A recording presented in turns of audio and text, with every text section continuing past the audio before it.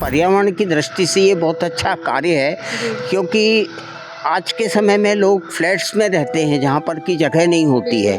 Flats में bonsai के रूप में हम इन बड़े बड़े वृक्ष जैसे पीपल, बरगद और जो बड़े वृक्ष होते हैं उनको छोटे रूप में हमारे ड्राइंग रूम में भी रख सकते हैं। बहुत खुशी हुई कि ये देश का सबसे बड़ा कलेक्शन हमारे शहर जबलपुर में है।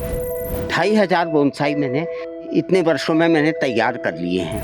हाँ, बोनसाई का बहुत बड़ा कलेक्शन है मेरा और मैं 40 वर्षों से इसमें लगा हुआ हूँ। तो जैसे बहुत सारे लोगों के मन में भ्रांतियाँ होती हैं कि पैसे नहीं हैं, इस वजह से हम ये शुरुआत नहीं कर सकते। तो आप ये बताइए कि कितने कम से कम में काम को शुरू किया जा सकता है और उसके लिए कितनी जगह या किस तरह की चीज़ों की ज़रूरत पड़ेगी और इनकी क्या खासियत? ये सारी वैरायटी सेंसोवेरिया कहलाती है और सबसे ज़्यादा ऑक्सीजन देने वाले पौधे हैं। ये है 36 साल पुराना पेड़, 36 साल पुराना बरगद का पेड़।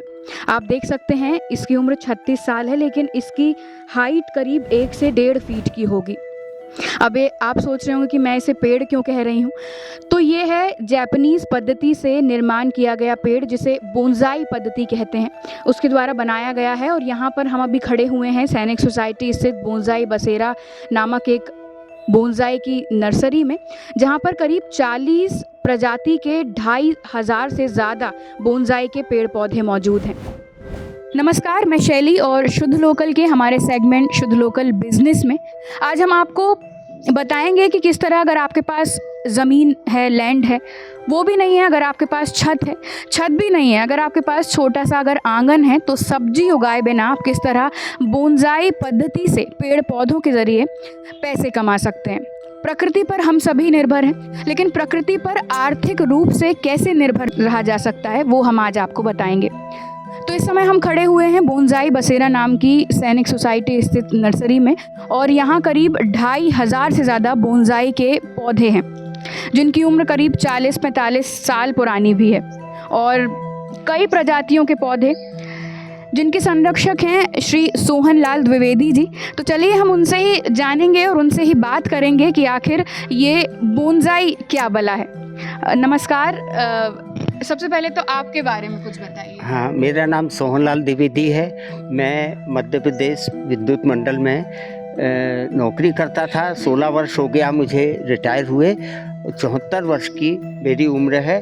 40 वर्षों से मैं बोनसाई का कार्य कर रहा हूँ और करीब मेरे पास में 2500 बोनसाई मैंने इतने वर्षों में मैंने तैयार कर लिए हैं। और हमने सुना है कि प्रदेश ही नहीं देश में भी सबसे बड़ा कलेक्शन है ये इस समय का। हाँ, बोनसाई का बहुत बड़ा कलेक्शन है मेरा और मैं 40 वर्षों से इसमें लगा हुआ हूँ। नौकरी का पूरा पैसा मैंने इसी में लगाया है। तो आपके मन में ये बोनसाई डेवलप करने का, इस तरह के पौधों को बनाने का कैसे ख्याल आया? ये 40 वर्ष पूर्व मैंने समाचार पत्र में पढ़ा था, मुंबई में किसी महिला ने अपनी छत में 250 बोनसाई बनाए हैं और जो भारतवर्ष का उस समय का सबसे बड़ा बोनसाई का कलेक्शन था। मैंने बोनसाई के विषय में जानकारी लेने के लिए दिल्ली, मुंबई, कलकत्ता, लखनऊ बहुत जगह गया, इसकी किताबें खरीदा, बहुत से लोगों से मिला, मैं इसकी जानकारी एकत्रित की और 40 वर्ष पूर्व मैंने बोनसाई बनाना चालू किया। तब से मैं लगातार बोनसाई का कार्य में लगा हुआ हूँ। जी, तो अगर हमारे व्यूअर्स के लिए हम बात करें तो अगर वो अपने घर में बोनसाई बनाना चाहते हैं, इस प्रक्रिया को अपनाना चाहते हैं, तो वो कहाँ जाके सीख सकते हैं, किस तरह अपने घर में ये पौधों को बना सकते हैं, आप उसके बारे में कुछ बताइए। पर्यावरण की दृष्टि से ये बहुत अच्छा कार्य है, क्योंकि आज के समय में लोग फ्लैट्स में रहते हैं जहाँ पर की जगह नहीं होती है। फ्लैट्स में बोनसाई के रूप में हम इन बड़े बड़े वृक्ष जैसे पीपल, बरगद और जो बड़े वृक्ष होते हैं उनको छोटे रूप में हमारे ड्राइंग रूम में भी रख सकते हैं। और मैं इसकी क्लासेस भी लेता हूँ, सिखाता भी हूँ लोगों को और स्कूल कॉलेज में लेक्चर देने भी जाता हूँ, लोगों को जागृति मिले इससे और लोग पर्यावरण के प्रति जागरूक हों। जी, तो आपने इसके बारे में जानकारी कहाँ से प्राप्त की थी और या इसकी पढ़ाई की है? ये इसके लिए मैंने पूरे भारतवर्ष में भ्रमण किया है, जी। देश विदेश की किताबें पढ़ी हैं और उन सब से मैंने अपने अनुभव लेके और मैंने उन अनुभवों के आधार पर और ये इस कार्य में दक्षता प्राप्त की है। जी, तो आप हमें बता सकते हैं कि यहाँ कौन-कौन सी प्रजातियाँ हैं और लगभग कितने साल पुराने पेड़ हैं यहाँ पर और किस-किस तरह के पेड़ हैं? हमारे पास में कुल 40 वर्ष पुराने बोनसाई के पौधे हैं जी हाँ। और ये 40 प्रजाति के करीब पौधे हैं। इसमें फल के भी पौधे हैं, जी। जैसे अंजीर है, गूलर है, अनार है, आम है, इमली है, बेलपत्र है, कैथा है, ये सब में भी फल आते हैं। अच्छा, तो ये इसमें जैसे देख सकते हैं हम कि बहुत ज़्यादा मेंटेनेंस मांगते हैं ये सब पौधे, तो किस तरह मैनेज हो पाता है ये सभी आपका? ये कठिन कार्य है, इसमें सुबह से इस कार्य में लगना पड़ता है और मैं बहुत लंबे समय कई वर्षों से सुबह से पूरा समय इसी में देता हूँ और अब तो मेरी आदत में आ गया है, पर है कठिन कार्य ये। तो आपने सबसे पहले इसकी शुरुआत कैसे की? आप जब नौकरी करते थे तो किस तरह मतलब पेड़ पौधों को आपने अपना समय दिया नौकरी के साथ साथ? नौकरी के अलावा मुझे जो समय मिलता था वो समय मैं पेड़ों में देता था। यदि कहीं बाहर मैं घूमने भी जाता था तो मेरा एक ही उद्देश्य रहता था कि मैं वहाँ से नए नए पौधे कलेक्ट करूँ और लेकर के आऊँ और कुछ सीखने की कोशिश करता था, जो लोगों से ज्ञान हासिल करता था कि हम किस तरह से इन पौधों को अच्छे रूप में और आगे बढ़ा सकते हैं। तो ये बताइए कि ये जो पौधा है, ये जो हम देख पा रहे हैं, कैमरा पर्सन हरीश पटेल जी से मैं कहूँगी प्लीज़ इसको दिखाइए।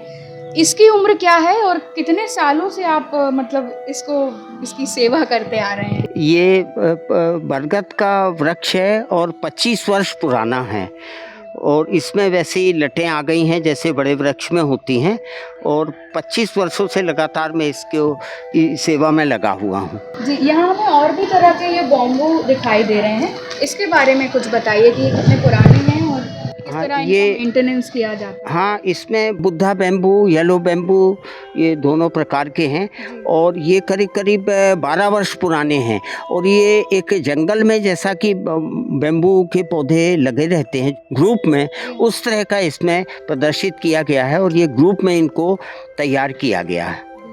तो आप देख सकते हैं कि 12 वर्ष मतलब कितना समय होता है। 12 वर्ष में मुझे लगता है मुझसे 3 गुना बड़े हो जाते होंगे बैम्बू के प्लांट। तो आप देख सकते हैं यहाँ करीब 1 या 2 फीट के प्लांट दिखाई दे रहे हैं जो कि बोनसाई पद्धति से बनाए गए हैं। तो चलिए हम आगे और भी आपको पौधे दिखाते हैं कई तरह के, हालांकि पौधे नहीं बोलना चाहिए, पेड़ हैं जो कि बोनसाई पद्धति से निर्माण किए गए हैं। तो ये आप दिखाइए, बहुत खूबसूरत दिखाई दे रहा है। ये क्या है, इसके बारे में आप कुछ बताइए। ये भी फाइकस ग्रुप का प्लांट होता है जी। और इसको चीनी बरगद कहते हैं। चीनी बरगद। हाँ, ये भी करीब करीब 28 वर्ष पुराना पौधा है। 28 वर्ष। उसकी जड़ों से समझ में आता है कितना पुराना पौधा है ये। जी हाँ। ये और इसके पीछे जो दिखाई दे रहे हैं, इनकी उम्र क्या होगी? ये भी बरगद की तरह तरह की वैरायटी है और ये पत्थरों में तैयार किए हुए हैं, रॉक बोनसाई बोलते हैं इसको। इनको पत्थर में तैयार करते हैं। तो जैसे मौसम बदलते हैं, कई चुनौतियां भी मिलती होंगी आपको, तो किस तरह फिर इनका पूरा मेंटेनेंस किया जाता है? इसको बहुत ध्यान रखा जाता है, जैसे कि गर्मी के दिन में कैसे बचाना है, तो ऊपर शेड करना पड़ता है, पानी नियमित रूप से उनको सैचुरेटेड पानी देना पड़ता है। पर जैसा बारिश के दिन है उस समय भी देखना पड़ता है कि कहीं ज़्यादा बारिश से नुकसान तो नहीं हो रहा है, नहीं तो ऐसा उपाय किया जाता है कि इनको ज़्यादा पानी से बचाए जा सके। ये जो पौधे रखे हुए हैं, ये इनके बारे में कुछ बताइए कि ये किस वैरायटी के पौधे हैं? ये भी एक जैसे ये पीपल है, ये रॉक में पत्थर में लगा हुआ है और 11 वर्ष पुराना है और ये पत्थर में तैयार रॉक बोनसाई बोलते हैं और इतना मजबूत है कि इसको यदि ऐसा पकड़ के हम उठाएंगे तो ये नहीं गिरेगा। ये इतना जड़ों ने इसको जकड़ लिया है। ये नहीं तो 11 साल का पेड़ मतलब यहाँ से हाँ, बहुत ये बड़ा हो बोनसाई के रूप में, छोटे से रूप में इसको किया हुआ है। जी हाँ। ये तो पीपल। अगर आप भी कोई भी बोनसाई खरीदना चाहते हैं, बोनसाई लेने के इच्छुक हैं और आपके घर अगर ज़मीन नहीं है, इंडोर प्लांट्स लेना चाहते हैं, तो आप आ सकते हैं। डिस्क्रिप्शन में हम आपको सोहन लाल द्विवेदी जी का नंबर प्रोवाइड कराएंगे।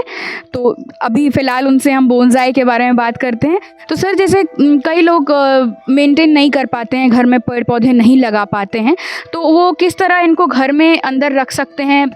अगर इनको धूप या छाँव की ज़रूरत है तो किस तरह फिर मेंटेन किया जाता है? ये इसके विषय में थोड़ी सी जानकारी ले लेंगे कि किस प्रकार किन पौधों को अंदर भीतर रख सकते हैं, किस पौधे को प्रकाश संश्लेषण की ज़रूरत पड़ती है, उनको बाहर रखना पड़ता है। थोड़ी सी जानकारी लेने के बाद इनको हम आसानी से ड्राइंग रूम में भी रख सकते हैं, पोर्च में रख सकते हैं, आंगन में रख सकते हैं।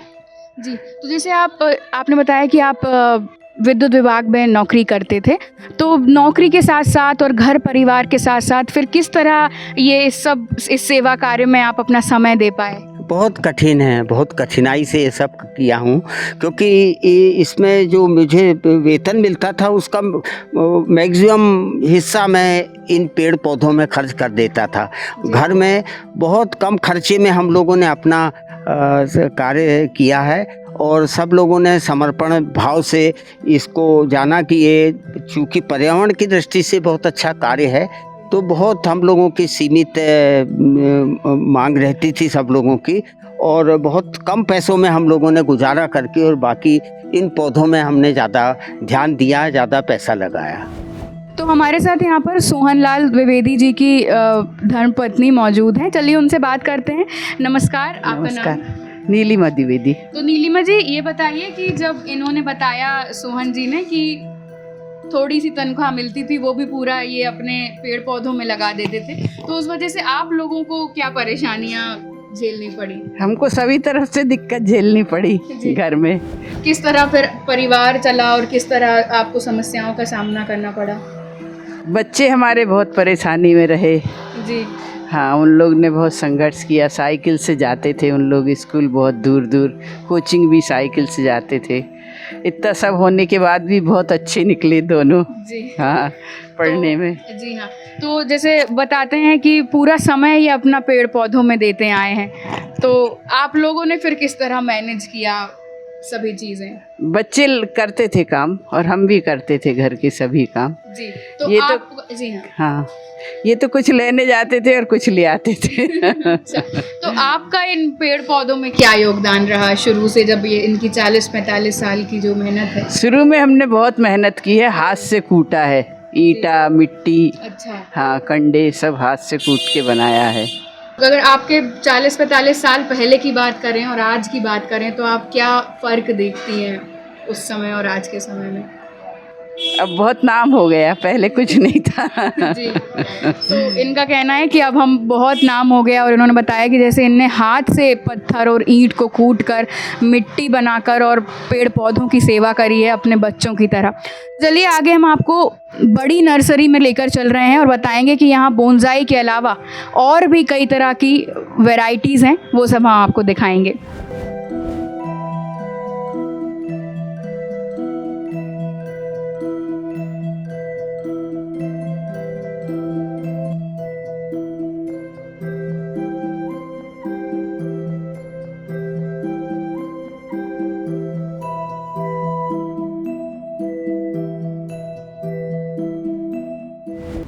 तो आप अभी इस समय देख सकते हैं मेरे पीछे बहुत बड़ी नर्सरी बनी हुई है, तीनों तरफ पहाड़ और खूबसूरत नज़ारा है। तो ये हम इनकी दूसरी नर्सरी में आ चुके हैं। यहाँ पर बोनसाई के अलावा और भी कई तरह के पेड़ पौधे मौजूद हैं। अब आप बताइए कि यहाँ और किस तरह के पौधे रखे हुए हैं? यहाँ पर ऑर्नामेंटल और शोभनीय पौधे, फूल फल वाले पौधे रखे हुए हैं, और कुछ पौधे यहाँ बोनसाई के लिए जो तैयार किए जाते हैं, उन पौधों को यहाँ इस नर्सरी में डेवलप करते हैं। जी, तो ये लगभग कितने एरिया, मैं देख रही हूँ दूर दूर तक नज़रें नहीं ख़त्म हो रही। ये करीब 1.5 एकड़ में फैला हुआ है, और इसमें काफ़ी लंबे समय से इसमें पौधों की तैयारी कर रहे हैं हम, जो बोनसाई बनाने के लिए पौधे तैयार होते हैं। और भी कई ऐसे पौधे हैं जो रेयर प्लांट है, ग्राफ्टिंग, बडिंग ऐसा करके भी उनको तैयार करते हैं। जी, तो मैं हमारे कैमरा पर्सन हरीश पटेल जी से कहूँगी कि प्लीज़ एक तरफ एक बार ये सारा नज़ारा दिखा दीजिए कि किस तरह के खूबसूरत यहाँ पर पौधे रखे हुए हैं। अगर आप में से कोई भी ये पौधे लेना चाहते हैं तो हम एक बार सोहन जी से रिक्वेस्ट करेंगे कि यहाँ का एक बार एड्रेस समझा दीजिए हमारे व्यूअर्स को कि अगर कोई लेने आना चाहे तो कैसे आ सकता है यहाँ तक। ये सैनिक सोसाइटी में दानो बाबा रोड और ये जो आगे खेत स्टार्ट होते हैं, जैसी कॉलोनी ख़त्म होती है वो पहले खेत में ही हमारी ये नर्सरी बनी हुई है और ये संग्राम सागर रोड कहलाती है। यहाँ से संग्राम सागर को रास्ता जाता है। जी, तो आप सभी ने सुना कि सैनिक सोसाइटी से जैसे ही आप सीधे आएंगे जहाँ पर रोड ख़त्म होती है, खूबसूरत तीनों तरफ पहाड़ बने हुए हैं और संग्राम सागर रोड कहलाती है ये। तो आप देख सकते हैं मेरे पीछे बहुत खूबसूरत पौधे हैंगिंग वाले और बहुत सारे इंडोर आउटडोर पौधे रखे हुए हैं। तो ये जो पौधे दिखाई दे रहे हैं ये किस तरह के पौधे हैं और इनकी क्या वैरायटीज़ है, इसके बारे में कुछ बताइए। ये इन पौधों को सेंसोवेरिया कहा जाता है और ये सबसे ज़्यादा ऑक्सीजन देने वाले पौधे हैं। अच्छा। इसकी टोटल भारतवर्ष में 45 वैरायटी अवेलेबल हैं, जिसमें से 22 वैरायटीज़ हमने डेवलप की है और ये पौधे ड्राइंग रूम में और हम अपने बेडरूम में भी रख सकते हैं क्योंकि ये पौधे सबसे ज़्यादा ऑक्सीजन देते हैं और हमारे स्वास्थ्य के लिए बहुत लाभकारी हैं ये तो पौधे। ये बेसिकली अगर इनकी बात करें तो ये कहाँ की प्रजाति है? ये पौधे सब दार्जिलिंग और कलिंगपोंग ये वहाँ से लाए गए हैं, वहाँ से आते हैं और फिर इनको ला करके यहाँ डेवलप करते हैं। जो देख पा रहे हैं हम छोटे छोटे पौधे दिखाई दे रहे हैं और ये जो लंबे लंबे, इनकी क्या खासियत है? ये सारी वैरायटी सेंसोवेरिया कहलाती है और ये वैरायटी के हिसाब से वो छोटे हैं और ये लंबाई में हैं, कलर में अलग अलग हैं।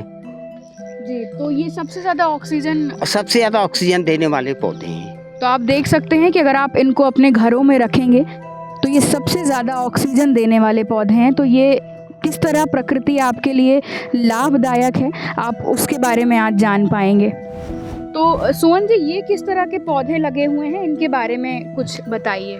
ये जेड प्लांट कहलाते हैं। इसको पूरे वर्ल्ड में बहुत अच्छा पौधा माना जाता है, लकी प्लांट के नाम से भी माना जाता है और ये इन पौधों का मेरे पास में बहुत बड़ा कलेक्शन है। करीब 18 वर्षों से मैं ये पौधों को तैयार कर रहा हूँ। बोनसाई के अंतर्गत आते हैं? बोनसाई के एक्चुअली इन पौधों की बनावट इस तरह की है कि ये बड़े दिखने में बहुत सुंदर दिखते हैं और इनको छोटे रूप में रख करके अपन आसानी से अपने घर में रख सकते हैं और लकी प्लांट के नाम से जाना जाता है, जेड प्लांट। जी, तो जैसे कोई हमारे व्यूअर्स के लिए बताइए, कोई अगर घर में छोटा मोटा अपना ये इस तरह का फार्म या इस तरह का नर्सरी शुरुआत करना चाहता है तो वो कितने पैसों में और किस तरह से शुरुआत कर सकता है? नर्सरी का काम यदि चालू करना है तो इसमें सबसे बड़ा तो एक शौक़ होना चाहिए और धीरे धीरे ये थोड़े थोड़े पौधों को कुछ कटिंग से तैयार करना, कुछ गोटी बांधना सीख लें, गोटी से तैयार करना, इस तरह हम आसानी से इस कार्य को कर सकते हैं। परंतु मैं तो ये कहूँगा कि पर्यावरण की दृष्टि से ये बहुत अच्छा कार्य है और कठिन नहीं है, आसान कार्य है। तो जैसे बहुत सारे लोगों के मन में भ्रांतियाँ होती हैं कि पैसे नहीं है, इस वजह से हम ये शुरुआत नहीं कर सकते।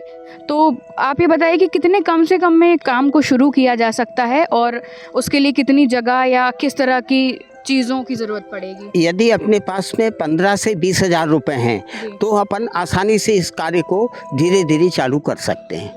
जी, और जैसे कुछ लोगों के मन में भ्रांतियां हैं कि बोनसाई में उसकी जो ग्रोथ रूट होती है उसको काट दिया जाता है, इस तरह के क्वेश्चंस हैं। तो बहुत सारी ऐसी भ्रांतियां हैं कि ऐसा नहीं किया जाना चाहिए, पेड़ पौधों को नुकसान होता है, उनमें जान होती है। देखिए, अपन गमले में पौधे लगाते हैं तो गमले में जो पौधा लगाते हैं वो भी तो वही प्रक्रिया है कि किसी वृक्ष को हम गमले में डेवलप कर रहे हैं, उसमें भी वो उतनी ही जगह में फैलते हैं। बोनसाई पॉट और शैलो होता है। पर बात वही है, जिस प्रकार हम गमले में पौधों को लगा सकते हैं, शौक से लगाते हैं और कोई बुराई नहीं है, वैसे ही बोनसाई पौधों को फ्लैट पॉट में लगाना उसमें कोई बुराई नहीं है। और ये तो पूरा वर्ल्ड वाइड है, आज पूरे संसार में इस तरह के पौधों को, यहाँ तक कि राष्ट्रपति भवन में भी बोनसाई के पौधे रखे हुए हैं और बड़े शौक से वो लोगों को, आगंतुकों को बताते हैं कि देखिए ये बोनसाई 100 वर्ष पुराना है, ये 80 वर्ष पुराना है। तो सोहन जी, बहुत अच्छा लगा आपके बारे में जानकर और आपके पूरे कलेक्शन को देखकर, और बहुत खुशी हुई कि ये देश का सबसे बड़ा कलेक्शन हमारे शहर जबलपुर में है। आप भी अगर कोई बोनसाई लेना चाहते हैं या उसके अलावा और भी यहाँ बहुत वैरायटीज़ के पौधे रखे हुए हैं, ले सकते हैं आप यहाँ आकर। तो अगर आप चाहते हैं तो डिस्क्रिप्शन में सोहन लाल द्विवेदी जी का नंबर हम प्रोवाइड करवाएंगे, आप उनसे बात कर सकते हैं। यहाँ का एड्रेस हम आपको दे सकते हैं। कोई भी आना चाहता है तो यहाँ आकर, यहाँ विज़िट कर पेड़ पौधे और बोनसाई ज़रूर ले सकते हैं। शुद्ध लोकल सेगमेंट में हम और भी कई शुद्ध लोकल जगहों पर आपको लेकर चलेंगे। आई होप आपको ये वीडियो अच्छा लगा हो और आपको कई जानकारियाँ मिली हो। कैमरा पर्सन हरीश पटेल के साथ मैं शैली। तब तक जुड़े रहिए शुद्ध लोकल से।